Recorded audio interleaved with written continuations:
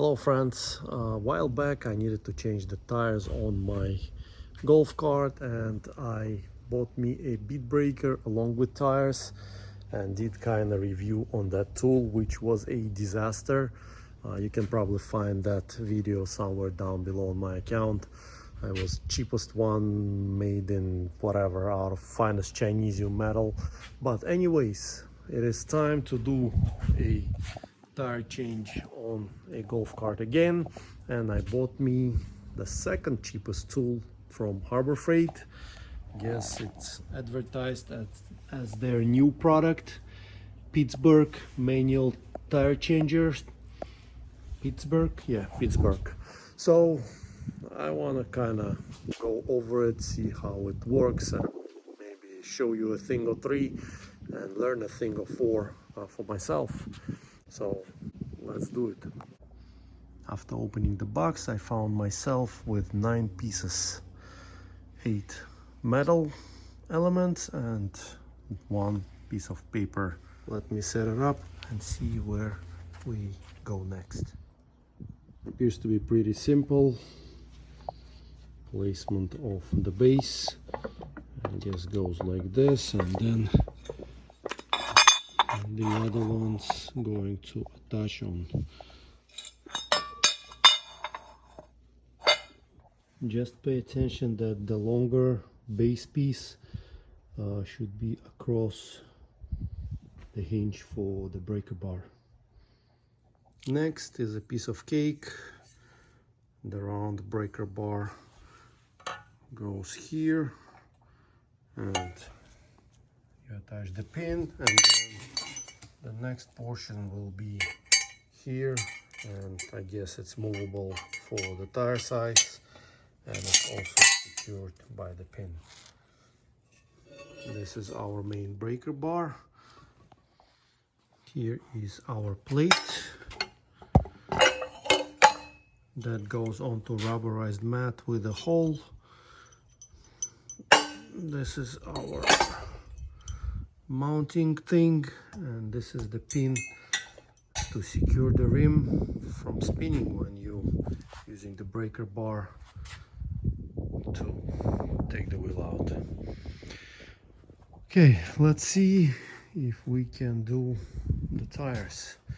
These are 23 10 5 12 tires.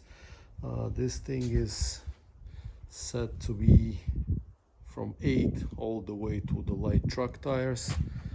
So let's see how they do on a 23. I shall probably secure this thing somehow to the floor, but what I'm thinking of doing, utilizing a piece of 2x4, put it through and screw it up so where I can step on it and prevent this thing from spinning. This mounting process turned out to be very straightforward, easy and simple. However, the 2x4 idea did not work very well, therefore my friend Arthur decided to jump in to help me out, hold the base, and two of us really did it in no time.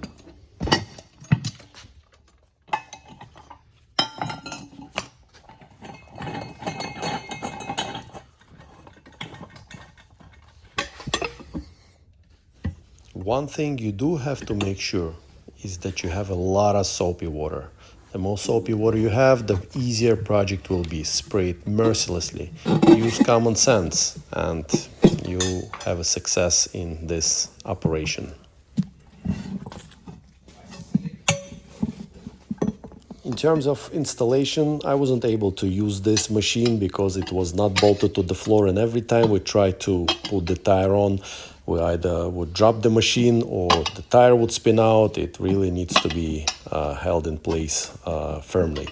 So I decided to use my regular technique that I'm using, utilizing my knees and this little spatula thing to install the tires, and it worked perfectly fine. I did not really lose time on doing it this way, but there are plenty of videos available on the internet showing you how to use this device to install the tires. Okay, golf cart tires are installed and cart is rolling nice and smooth. Now, in terms of opinion about this device, it's a nice little machine for a very light jobs. On the second golf cart tire, the bead breaker arm bent a little and made the process less precise. It still got the job done, but I guess it wasn't that crisp. As for mounting tires back on, I wasn't able to do it without the device being bolted to the floor as you saw before, and therefore I didn't test it, so I won't speak on it.